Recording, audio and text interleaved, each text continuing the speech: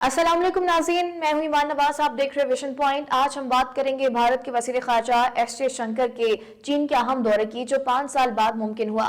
ये दौरा ऐसे वक्त में हुआ है जब भारत और चीन के दरमियान ताल्लुकात बदतरीन कशीदगी का शिकार रह चुके हैं। खासतौर पर 2020 के लद्दाख गालवान वादी के वाकयात के बाद इस वक्त सरहदी झड़पों ने न सिर्फ दोनों ममालिक के फौजी ताल्लुकात को बल्कि सिफारती सतह पर भी कशीदगी को जन्म दिया है।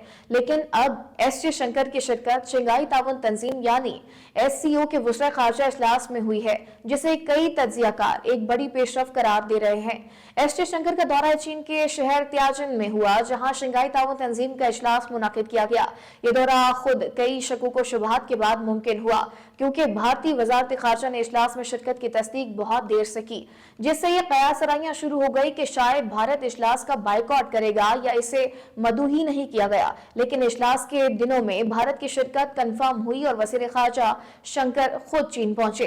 इजलास में शिरकत से कबल ही भारत को सिफारती सतह पर कई नाकामियों का सामना करना पड़ा था। जून और जुलाई के महीने भारत के लिए सिफारती महाज पर काफी परेशान कुन साबित हुए। जून के आखिर में चीन के शहर चेंगडू में SCO वुज़राए दिफ़ाए इजलास हुआ, जिसमें भारत ने कोशिश की कि पाकिस्तान को दहशतगर्दी के तनासुर में बराह रास्त निशाना बनाया जाए, लेकिन दीगर रुकन ममालिक ने इस मौक़िफ़ को मुस्तरद कर दिया, जिसके बायस इजलास का मुश्तरका एलामिया जारी नहीं हो सका। इसके बाद भारत ने क्वाड और ब्रिक्स जैसे दीगर आलमी इजलासों में भी कोशिश की कि पाकिस्तान को दहशतगर्दी के हवाले से बराह रास्त तनकीद का निशाना बनाया जाए, लेकिन किसी भी फोरम पर भारत के इस मौक़िफ़ को हिमायत न मिली। ब्रिक्स इजलास, क्वाड इजलास और SCO इजलास तीनों जगह भारत ने यकसा मौक़िफ़ अपनाया, लेकिन नतीजा नाकामी की सूरत में निकला। त्याजिन में होने वाले वुज़राए ख़ारजा इजलास का मकसद दरअसल अक्टूबर में होने वाले SCO सरबराह इजलास के लिए सियासी माहौल तैयार करना था।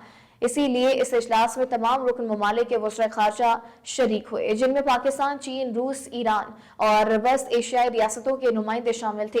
पाकिस्तान की तरफ से नायब वज़ीर आज़म और वज़ीर ख़ारजा इसहाक़ डार ने इजलास में शिरकत की और साइड लाइन पर कई अहम मुलाकातें भी की, जिनमें ईरानी वज़ीर ख़ारजा आगा अब्बास इराक़ची और रूसी वज़ीर ख़ारजा सरगई लारूफ शामिल है। इजलास की सदारत चीन के वज़ीर ख़ारजा वांग यी ने की और मुख्तलिफ मौज़ूआत पर खुलकर बातचीत हुई। इजलास के दौरान भारत ने अपनी तकरीर में दहशतगर्दी के खिलाफ एक बार फिर सख्त मौक़िफ़ इख्तियार किया और रुकन ममालिक को मशवरा दिया कि वो खिते में ताउन को मजबूत करें और तिजारती राहदारियों को बिला वजह की रुकावटों से पाक रखें। शंकर ने चीन को खास तौर पर निशाना नहीं बनाया, लेकिन उनके अल्फाज में इशारा जरूर था कि चीन की तरफ से कई मंसूबों में भारत को नजरअंदाज किया गया है। चीनी मीडिया खास तौर पर ग्लोबल टाइम्स ने भारत की शिरकत को एक मुस्बत कदम करार दिया और लिखा कि यह दौरा ताल्लुकात को मामूल पर लाने की एक कोशिश है। चीनी मीडिया ने यह भी कहा कि अगर भारत अपनी जिद और यकतरफा पॉलिसियां तर्क कर दे तो खिते में हकीकी अमन और तरक्की मुमकिन है। भारत और चीन दोनों खिते की दो बड़ी ताकतें हैं और अगर ये ताउन करें तो न सिर्फ SCO बल्कि आलमी सतह में भी अहम तब्दीलियां आ सकती हैं।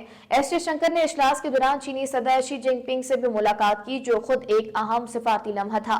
मुलाकात के दौरान कई दो तरफा अमूर पर बातचीत हुई, जिनमें सरहदी तनाज़ात, तिजारती रुकावटें और खिते की सलामती शामिल थे। दोनों रहनुमाओं के दरमियान जो बॉडी लैंग्वेज देखी गई, उससे अंदाजा हुआ कि अगरचे ताल्लुकात अभी मुकम्मल तौर पर बेहतर नहीं हुए, लेकिन एक डायलॉग की फजा जरूर पैदा हो चुकी है। इजलास के बाद जो इब्तिदाई रिपोर्ट सामने आई, उनमें कहा गया कि चीन ने भारत के तहफ़्फ़ुज़ात को सुना, लेकिन साथ ही भारत पर जोर दिया कि वो SCO को सियासी फायदे के लिए इस्तेमाल न करें, बल्कि रुकन ममालिक के दरमियान बाहिमी एतमाद और ताउन को फरोग दें।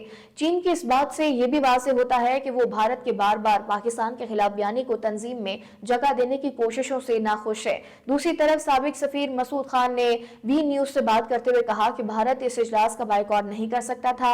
अगर भारत ने शिरकत ना की होती तो अक्टूबर में होने वाले सरबराह इजलास में उसकी नुमाइंदगी पर सवालात उठते। शंकर की शिरकत लाजमी थी ताकि मोदी अगर ना आ सके तो उनके नुमाइंदे के तौर पर वो इजलास की तैयारी से आगाह रहे। ये भी देखा गया कि इजलास में ईरान, रूस, चीन और पाकिस्तान के नुमाइंदों के बयानात में खासा अहम हमांगी पाई गई, जो इस बात का इंदिया है कि खिते में एक नए सिफारती ब्लॉक की सूरत बन रही है, जिसमें भारत को महदूद किया जा रहा है। भारत की कोशिश थी कि वो चीन के साथ ताल्लुकात को मामूल पर लाने के साथ साथ पाकिस्तान को आलमी सतह पर बदनाम करें, लेकिन तहाल उससे कामयाबी हासिल नहीं हो सकी। SCO इजलास में अगरचे भारत की शिरकत को चीनी मीडिया ने मुस्बत कदम कहा, लेकिन भारतीय मीडिया और सोशल मीडिया पर इस शिरकत को ज्यादा उजागर नहीं किया गया। शायद इसलिए कि इजलास में भारत को कोई खास सिफारती फतह हासिल नहीं हो सकी, बल्कि कुछ तजिया निगार तो इस सिफारती मजबूरी करार दे रहे हैं, क्योंकि भारत के पास इजलास में शिरकत करने का कोई कोई ऑप्शन नहीं था। आखिर में अगर हम इस इजलास का मजमूई तजिया करें तो कहा जा सकता है कि भारत की मौजूदगी एक मजबूरी थी। इसकी कोशिशों को रुकन ममालिक की जानिब से पजीराई नहीं मिली और खित्ते में भारत का वाहिद एजेंडा यानी पाकिस्तान को बदनाम करने की मुहिम नाकाम हो गई। लेकिन चीन के साथ डायलॉग का आगाज जरूर हुआ है जो खित्ते के लिए एक मुस्बत इशारा हो सकता है, बशर्तिया कि दोनों ममालिक मुस्तकबिल में हकीकी बातचीत और ताउन की तरफ बढ़ें। ये मामला भी जारी है और आने वाले हफ्तों और महीनों में हम देखेंगे कि आया ये सिफाती रवाबित किसी मुस्बत नतीजे की तरफ जाते हैं या फिर दोबारा कशीदगी की फजा कायम होती है। SCO जैसे फोरम्स तभी मौसर हो सकते हैं जब इनका इस्तेमाल जाती या कौमी सियासत से बालातर होकर खित्ते के इज्तिमाई मफाद के लिए किया जाए। भारत अगर इस पहलू पर गौर करे तो इसे अपनी आलमी सिफाती तन्हाई को तोड़ने का मौका मिल सकता है। नाज़रीन, आज के व्लॉग से इतना ही। मज़ीद ऐसे व्लॉग्स देखने के लिए आप देखते रहिए विजन पॉइंट।